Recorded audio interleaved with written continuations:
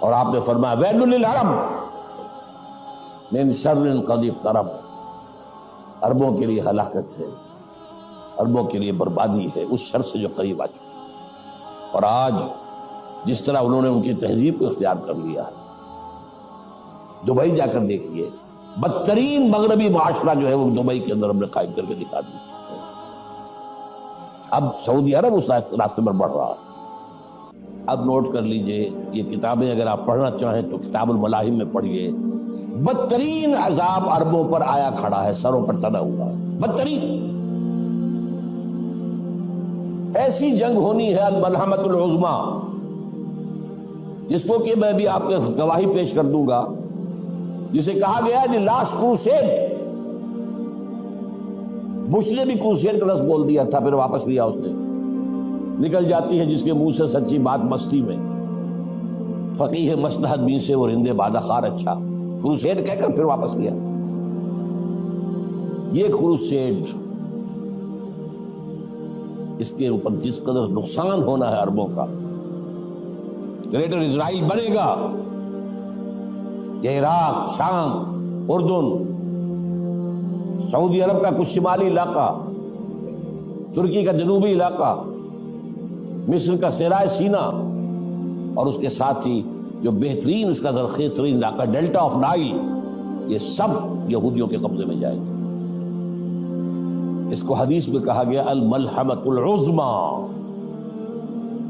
عیسائی 80 علم لے کر مسلمانوں تم پر حملہ آور ہوں گے، اور ہر علم کے نیچے 12,000 فوج ہوگی، 9.5 لاکھ فوج۔ یہ نیٹو کی تیاری کس کے لیے ہو رہی ہے؟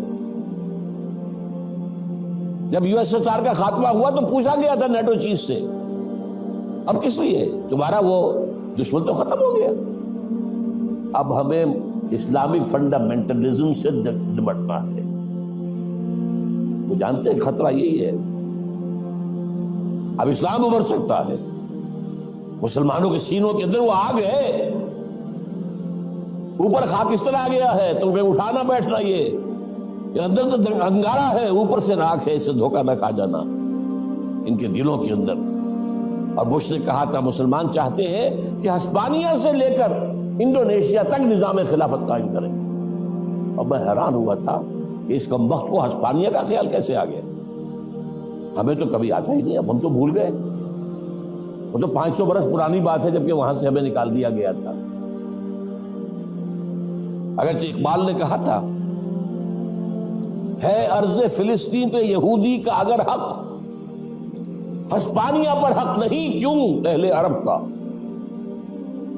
ہسپانیہ میں تو 800 سال حکومت کی مسلمانوں نے، اور ابھی 500 برس ہی گزرے ہیں نا۔ یہودی تو ارض مقدس سے 2000 سال نکالے گئے، انہیں لا کے آباد کیا گیا، عربوں کے سینے میں خنجر بھونک دیا گیا۔ وہ چھوٹا سا ملک جو چاہتا کرتا، کوئی پوچھنے والا نہیں۔ امریکہ جیسے اپنے بیٹے کی حفاظت کرے ویسے کرتا اس کا۔ اور حضور نے فرمایا ہے وہ جنگ جب ہوگی تو ایک باپ کے اگر 100 بیٹے ہوں گے تو 99 ختم ہو جائیں گے، ایک بچے گا۔ یہ حدیث ہے، حدیث صحیح۔ اور آپ نے فرمایا ویل للعرب من شر قد اقترب، عربوں کے لیے ہلاکت ہے، عربوں کے لیے بربادی ہے اس شر سے جو قریب آ چکی ہے۔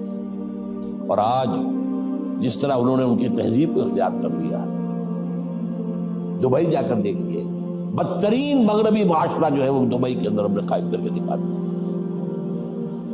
اب سعودی عرب اس راستے پر بڑھ رہا ہے۔ لیکن میں اس کے وہ پہلی بات جو کہہ رہا ہوں وہ تو یقینی ہے، اس میں تو احادیث صحیحہ موجود ہے۔ اگرچہ اس کے بعد پانسا پلٹے گا، پھر حضرت مہدی کا ظہور ہوگا، حضرت عیسیٰ کا نزول ہوگا، اور وہ گریٹر اسرائیل گریٹر گریو یارڈ بنے گا یہودیوں کا، ایک ایک یہودی قتل ہوگا اور دفن ہوگا۔ یہ بات میں ہونا ہے، میں پہلی بات بات کر رہا ہوں۔ وہ پانسا پلٹے گا جب پلٹے گا، ابھی جو سامنے ہے وہ کیا ہے؟ جس ملحمۃ العظمیٰ کہا حضور نے، جسے آرمگیڈون کہتے ہیں عیسائی۔ آرمگیڈون کی اگر کہیں جا کر آپ دیکھیں گے، آپ ڈکشنری میں مانی کیا لکھا ہے؟ A very big war which will be fought between the forces of evil and good before the end of this world. اس دنیا کے خاتمے سے پہلے خیر اور شر کی قوتوں کے درمیان بہت بڑی جنگ ہوگی. ارمجدون اسے کہتے ہیں عربی میں، اور ارمگڈون اسے کہتے ہیں انگریزی کے اندر. اور یہ بائبل کی آخری کتاب کے اندر ہے، جو اس میں کہ مکاشفات یوحنا، ریویلیشنز آف سینٹ جان. یہ تو میں کہہ رہا ہوں یقین کے ساتھ، اور زیادہ دور نہیں آیا چاہتا ہے. اس لیے کہ یہودیوں کا اور عیسائی جو کنزرویٹوز ہیں، نیو کنزرویٹوز، ان کا 5 نکاتی ایجنڈا ہے متفق علیہ، جس کے تحت کہ یہ جنگ صلیبی شروع کی گئی ہے. تو سن لیجئے آپ. آرمیگیڈون نمبر 1، گریٹر اسرائیل قائم ہو جانا اس کے نتیجے میں نمبر 2، مسجد اقصی اور قبۃ الصغریٰ کو گرانا نمبر 3، وہاں 3rd ٹیمپل، وہ مسجد جو حضرت سلیمان نے بنائی تھی 1000 قبل مسیح میں، پھر برباد کی تھی نبوکدنضر نے، دوبارہ بنائی گئی، پھر دوبارہ ختم ہوئی 70 عیسوی تک گری پڑی ہے. ان کا خانہ کعبہ گرا ہوا ہے 70 عیسوی سے لے کر آج تک. ایک دیوار ہے ویلنگ وال، جہاں جاتے ہیں، روتے ہیں، پیٹتے ہیں، ماتم کرتے ہیں، وہاں وہ بنے گا 3rd ٹیمپل. اور نمبر 4، اس میں لا کر رکھا جائے گا تخت حضرت داؤد کا. یہ تخت کہاں ہے اس وقت؟ یہ لندن شریف کے اندر، جو ان کی پارلیمنٹ کا جو چرچ ہے، ویسٹ منسٹر ایبے، اس میں رکھا ہوا ہے. ایک پتھر تھا جس پر بٹھا کر حضرت داؤد کی تاج پوشی ہوئی، پھر حضرت سلیمان کی ہوئی، پھر وہ پتھر رکھ دیا گیا جب حضرت سلیمان نے بنایا ہیکل مسجد اقصی، وہاں رہا وہ. ہر بادشاہ جو تھا یہودی اسی کے اوپر بٹھا کر اس کی تاج پوشی ہوتی تھی. سن 70 میں ٹائٹس نے گرایا اسے ہیکل کو، وہ پتھر لے گیا، وہاں سے روم گیا، روم سے آئرلینڈ گیا، آئرلینڈ سے اسکاٹ لینڈ آیا، اسکاٹ لینڈ سے انگلینڈ آیا، اور اب وہ رکھا ہوا ہے 14ویں صدی عیسوی سے آج تک.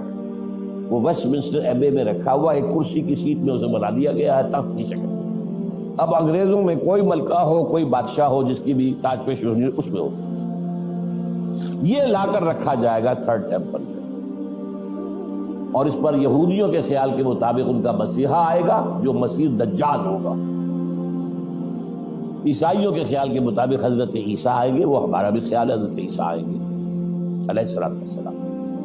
بہرحال یہ تو بات کی باتیں ہیں نا. اس وقت جو میں عرض کر رہا ہوں، عربوں پر بہت بڑا عذاب.